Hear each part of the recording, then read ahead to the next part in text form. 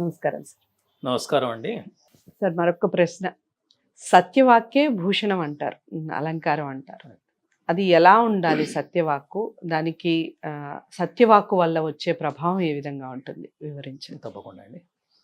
మనకు సంస్కృతంలో కూడా ఉంది, సత్యం బ్రూయాత్ ప్రియం బ్రూయాత్ న బ్రూయాత్ సత్యం అప్రియం, సత్యంచ నానృతం బ్రూయాత్ ఏష ధర్మ సనాతన అని.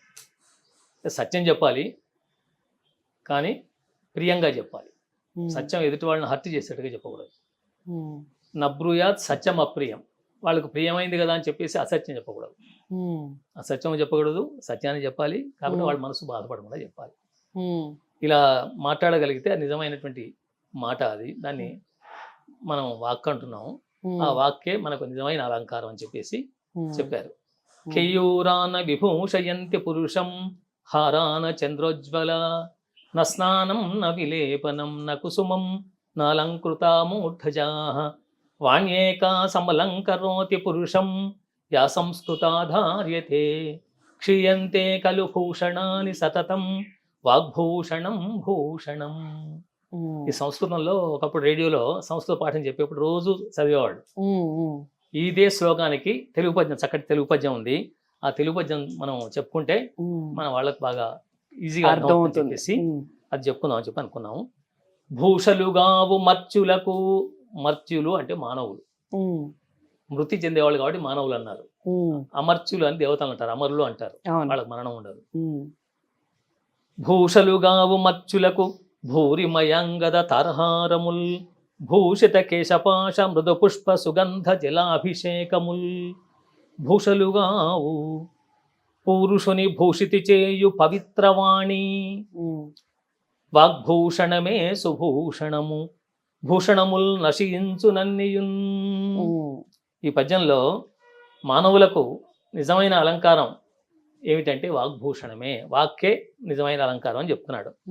మనం పెట్టుకునేటువంటి ఆభరణాలు కానీ, శరీరాన్ని పూసుకున్నటువంటి మైపూతలు కానీ, మేకప్లు గేపులు చేసుకుంటాం కదా, ఇవన్నీ కానీ, తర్వాత కేశపాశము, రకరకాల వెంట్రుకలు స్టైల్గా చేసుకుంటాం, కటింగ్లో అవి చేసుకుంటుంటారు కదా మగవాళ్ళు అయితే. ఆడవాళ్ళు అయితే రకరకాల కొప్పులు, లేకపోతే రకరకాల జడలు లేదా విడిదీసి పెట్టుకోవడం, ఇవన్నీ కేశపాశాన్ని అలంకరించుకోవడం. ఇలాంటి అలంకారాలు నిజమైన అలంకారాలు కాదు.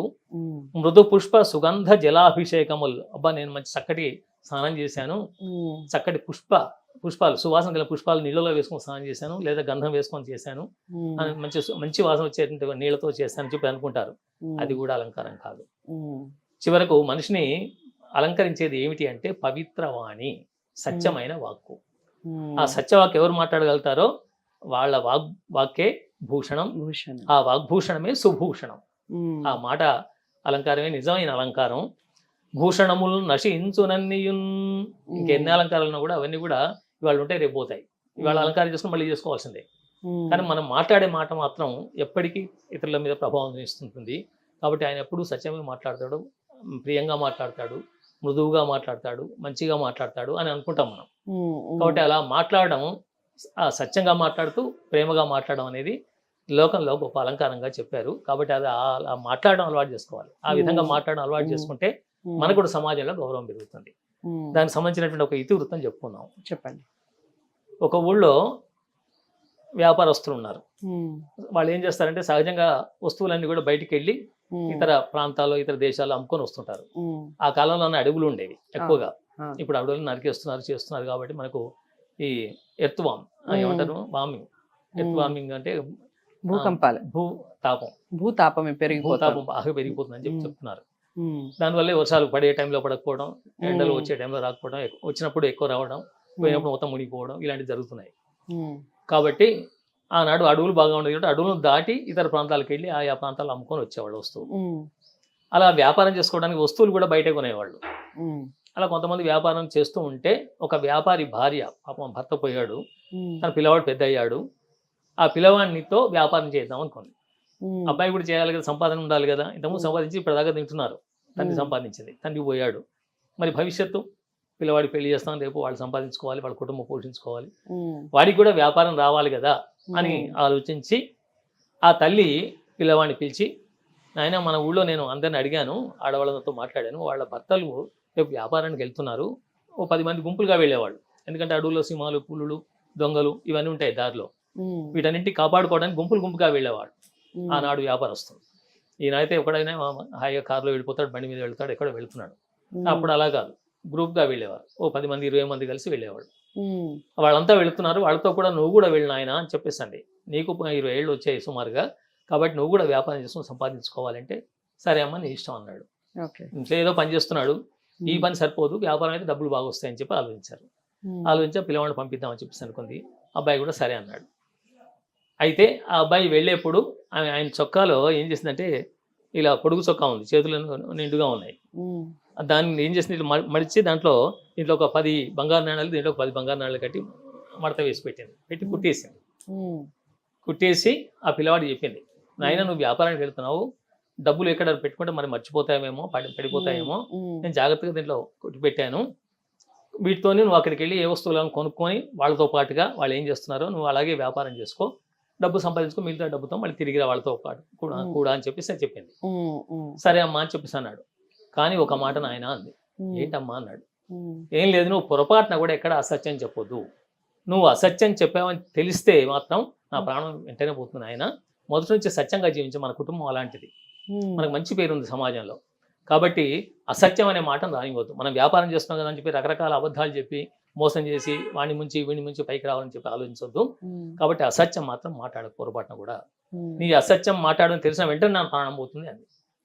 అనేసరికి ఒకసారి భయపడ్డాడు. తప్పకుండా తల్లి, నేను ఒక్క అబద్ధం కూడా మాట్లాడను, ఎవరితో చెప్పానని చెప్పేసి అన్నాడు. అని వాళ్ళతో తెల్లవారి బయలుదేరాడు. ఇంకా భోజనం చేసుకున్నారు, అందరూ బయలుదేరారు, గుంపు బయలుదేరారు. వాళ్ళతో పాటు అబ్బాయి కూడా పంపించింది. వాళ్ళందరూ కూడా తెలిసిన వాడే కాబట్టి వీళ్ళ తండ్రి తెలుసు, ఈ అబ్బాయి కూడా వస్తున్నాడని సంతోషపడ్డారు. కుర్రాడు పాపం వ్యాపారం చేసుకుని సంపాదించుకుంటాడని చెప్పేసి అందరు తీసుకెళ్తున్నారు. అందరు నడిచి 2 రోజులు ప్రయాణం చేశారు. చేసిన తర్వాత ఒక విజన ప్రదేశం, ఎవరూ లేని ప్రదేశం, ఎడారిలాగా ఉంది అది.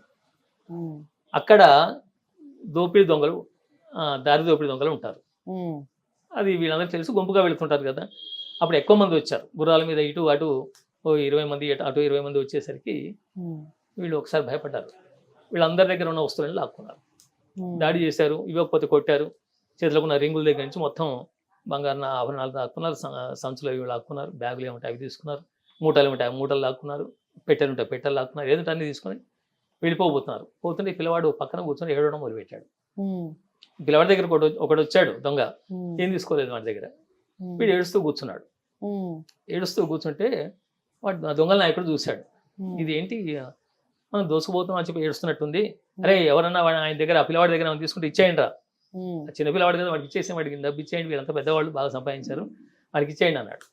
మేము ఎవరైనా తీసుకోలేదు, ఒక అతను మాత్రం వెళ్ళేసరికి ఏడవడం మొదలుపెట్టాడు అని చెప్పేసి అన్నారు. ఎందుకు ఏడుస్తున్నావా అన్నాడు. ఏం లేదు, మీ దొంగ వచ్చాడు నా దగ్గరికి, నా దగ్గర 10 బంగారు కాసులు ఉన్నాయి, దీంట్లో 10 ఉన్నాయి, తీసుకోవాలి అంటే వాడు తీసుకోవట్లేదు అని,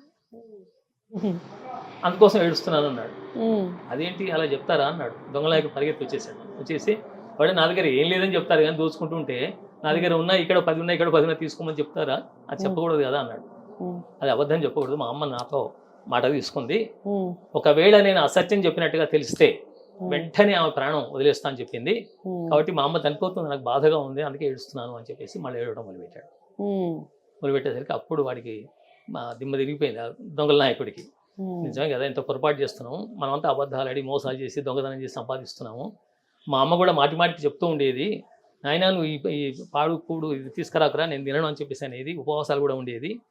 ఆమె చెప్పినా నేను మారలేదు, ఇప్పటికైనా సరే మా తల్లి స్వర్గానికి వెళ్ళిపోయింది, అయినా సరే ఇప్పటికైనా ఆ మాటను వినాలి అని చెప్పేసి అనుకొని, అరే ఏ వస్తువులు వాళ్ళకి ఇచ్చేయండి అని చెప్పేసి అనేస్తాడు దొంగల నాయకుడు. ఎవరి వస్తువులు వాళ్ళకి ఇచ్చేసారు.